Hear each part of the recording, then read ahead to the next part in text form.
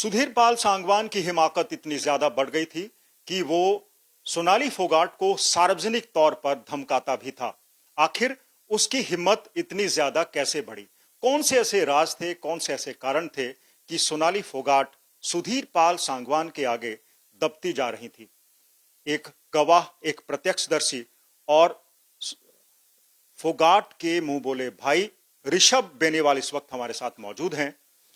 ऋषभ जी, सबसे पहले तो ये बताइए कि वो कब के वाकया हैं जब आपने अपनी आंखों से खुद देखा था कि वो फोगाट को धमकाता था? एक दिन आदमपुर से आए थे कोई प्रोग्राम करके, तो सुधीर, सोनाली, मैं, ड्राइवर और गनमैन, हम 5 ही बंदे थे। ड्राइवर और गनमैन बाहर बैठे थे और उमेर ड्राइवर था, सरवर नाम का हरियाणा पुलिस का गनमैन था। तो सोनाली और सुधीर दोनों अंदर कमरे में थे। तो मैं जैसे बाहर घूम रहा था, कोई फोन आया हुआ था मेरा। तो जैसे 2-3-4 मिनट के बाद मेरा फोन कटा तो मैं अंदर गया, तो वो सोनाली को डांट रहा था। तो मुद्दा क्या था, क्या बात थी, वो मुझे नहीं पता। मतलब जोर जोर से बोल रहा था, ये क्या तरीका है, मैं देखूंगा, मैं अपने आप बात कर लूंगा उनसे, मेरे हिसाब से करूंगा, इस टाइप की कोई बातें थी, उल्टा सीधा बोल रहा था। तो जैसे ही मैं कमरे के अंदर एंटर किया मैंने, तो वो चुप हो गया। तो मेरे क्या बात थी, जोर से कैसे बोल रहे थे? बोला नहीं तुझे कुछ नहीं पता, मेरे से ऐसा बोला सुधीर ने। तो मैंने उसको धमकाया, मैं भी इतनी तेरी औकात है उसमें रह, लिमिट क्रॉस मत कर। बोले क्या औकात है मेरी? मैं जो तेरी औकात तेरे को पता होनी चाहिए, नहीं मैं समझाऊंगा सिखाऊंगा, ठीक नहीं है। तो इस टाइप की बातें हुई। तो सोनाली फिर बीच बिचाव करके बोला नहीं नहीं छोटू ऐसा कुछ नहीं है, और किसी की बात थी, यूं कह के मतलब बात घुमाई। बोला और किसी की क्यों थी, ये बोले जा रहा था वो कह के मामला फारिग कर दिया था एक बार। मेरे सामने सिर्फ एक बार ही उसने हरकत की थी। उसके बाद उस दिन के बाद जैसे मैंने उसको समझाया, धमकाया, समझाया, तो क्या उसके बाद मेरे से वो थोड़ा सा खतरा मानने लग गया, भाई यही है जो बीच में आने वाला। क्योंकि घर वाला तो कुछ छोड़ा ही नहीं उसने, जो बीच में आए उनके बीच में बोले ना, कोई सगा भाई, ताऊ, जेठ, कोई देवर, कोई भतीजा, कोई छोड़ा ही नहीं। एक मैं ही बच रहा था। जैसे मैंने उसको कहा, धमकाया, तो मेरे से भी थोड़ा यूं मानने लग गया, भाई यही रह गया एक बीच में बोलने वाला। आप सोनाली फोगाट से काफी अरसे से जुड़े हुए थे और अब परिवार के सभी सदस्य ये मान रहे हैं कि इस घटना के पीछे कहीं ना कोई राजनीतिक कारण जरूर है, क्योंकि अब कुछ दिन पहले ही कुलदीप बिश्नोई ने भारतीय जनता पार्टी ज्वाइन की है और उनको ये कहा गया है कि वो आदमपुर से अगले प्रत्याशी भाजपा के हो सकते हैं। क्या आपको लगता है कि सोनाली फोगाट उनकी भाजपा ज्वाइन करने के बाद थोड़ा सा चिंतित थी? घर वालों का सोचना गलत नहीं है, वो यही सोच सकते हैं। एक छोटी बच्ची 14 साल की, 15-14 साल की, वो यही सोच सकती है भाई कौन कौन हो सकता है, कौन कौन दुश्मन है मेरे। जो सोनाली के साथ हुआ वो तो हो चुका, और जिसने किया उसको सजा मिलेगी। गोवा पुलिस काम कर रही है, और गोवा सीएम ने ये भी कहा है भाई सीबीआई को जांच देने में हमें कोई आपत्ति नहीं है। तो ये तो जांच का विषय है, इसके पीछे कौन कौन है। और रही बात जैसे कुलदीप बिश्नोई की बीजेपी ज्वाइन करने की और पार्टी में आने की, शुरू में देखो जैसे सोनाली वहां मेहनत कर रही थी और दूसरा कोई आता है तो तकलीफ तो होती है, पर वो तकलीफ उनकी क्लियर हो गई थी। कुलदीप बिश्नोई उनके फार्म पे आए थे और कहा था भाई ठीक है, भाई एक ही पार्टी में हम इकट्ठे मिलके चलना है। तो सोनाली भी एग्री थी, भाई ठीक है, मेरे भी जो वोटर सपोर्टर हैं मैं उनको कहूंगी वो आपकी मदद करे और मैं आपकी मदद करूंगी। तो मुझे नहीं लगता भाई कुलदीप बिश्नोई का कहीं हाथ होगा, क्योंकि ना तो कोई टिकट का झगड़ा, ना कुछ और कोई बात थी। भाई टिकट क्लियर है कुलदीप बिश्नोई की, कुलदीप बिश्नोई लड़े, उनका बेटा लड़े, उनकी वाइफ लड़े, मतलब तो वही हुआ ना, मालिक का ही नाम लिया जाता है, भाई कुलदीप बिश्नोई है। तो ऐसा मुझे नहीं लगता कुछ होगा। बाकी ये पुलिस का जांच का विषय है, पुलिस निकाल लेगी इसके पीछे कौन कौन है। तो मेरे हिसाब से तो ऐसा नहीं होना चाहिए। जो कुछ है सुधीर ही है, और सुधीर एक मिशन के तहत ही आया हुआ था, और वो मिशन में कहीं ना कहीं 2-3 स्टेज क्लियर कर चुका। जैसे पहली स्टेज पहले घर वालों को क्लियर कर, फारिग करना वहां से, सगे भाइयों को। सेकंड स्टेज उसके रिश्तेदारों को, रिश्तेदार मतलब फोगाट फैमिली को।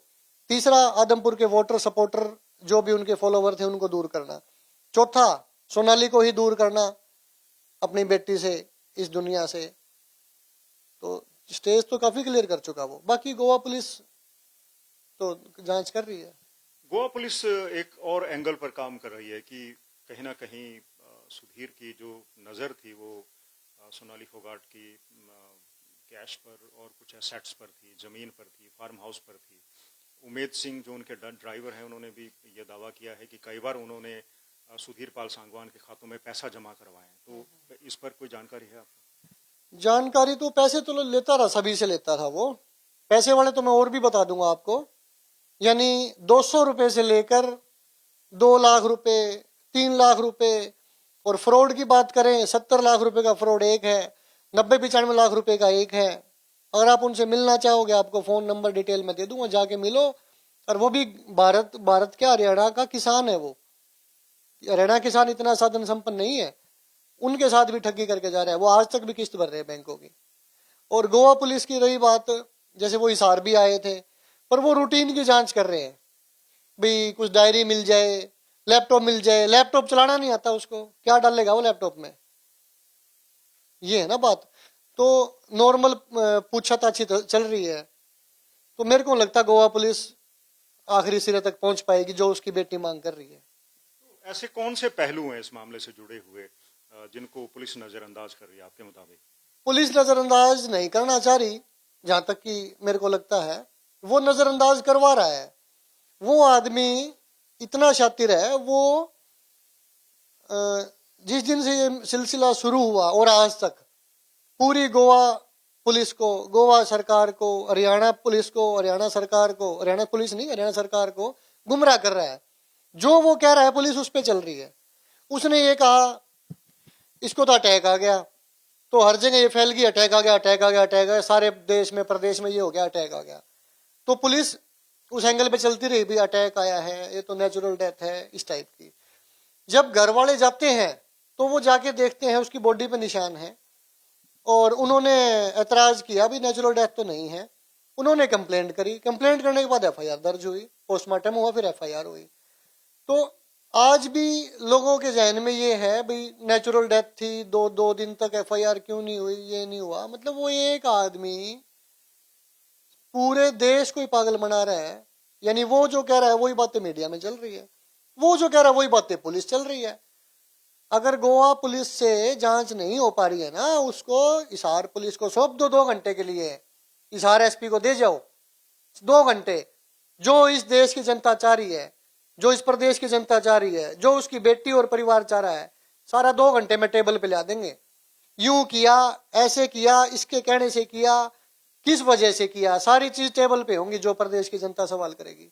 गोवा पुलिस तो मतलब फ्रेंडली पूछ रही है। उनसे पूछा, परसों आए हुए थे किसी ने आप जैसे ने, भाई कैसे पूछताछ कर रहे हो? उन्होंने कहा हम इमोशनल तरीके से कर रहे हैं। इमोशनल तरीका होता है इमोशनल आदमी के साथ।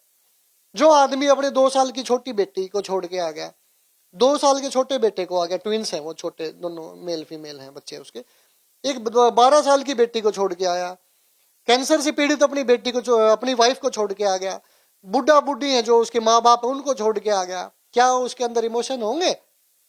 और इमोशन अभी आपने सारे प्रदेश ने देख ही लिए। एक 14 साल की बेटी की माँ छीन ली, क्या क्या छीनेगा वो?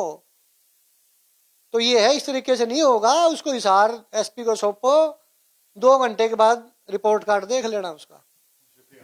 ये थे ऋषभ बेनीवाल जो हमें बता रहे थे कि सुधीर पाल सांगवान एक बहुत शातिर किस्म का इंसान है। उसने न केवल सोनाली फोगाट की जिंदगी में जहर घोला, उनके परिवार की जिंदगी में जहर घोला, लेकिन वो बहुत लोगों से लाखों रुपए डकार चुका था।